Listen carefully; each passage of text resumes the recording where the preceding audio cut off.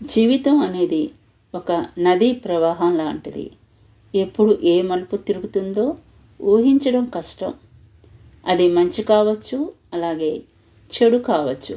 కాబట్టి ప్రతి మలుపును ఆనందించాలి. ఎందుకంటే ఒక్కోసారి ముందుకు వెళ్ళాక వెన్ను తిరగడం అసాధ్యం కనుక.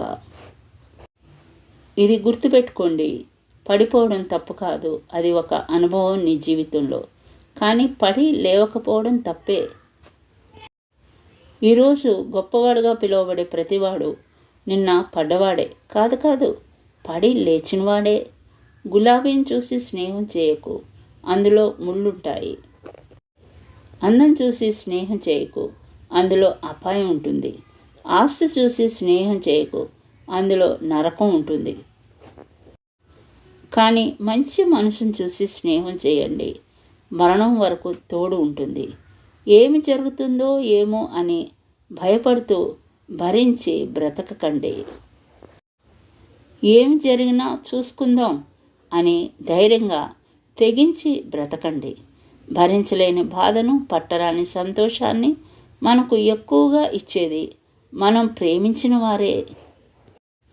నా అనేవారు ఎందరున్నా భర్త అనేవాడే స్త్రీకి భగవంతుడు.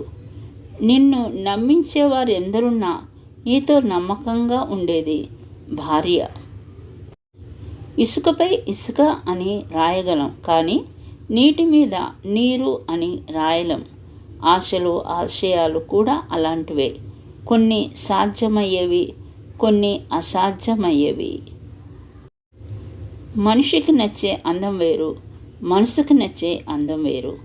మనిషికి నచ్చే అందం కళ్ళ ముందర ఉన్నంత వరకే ఉంటుంది.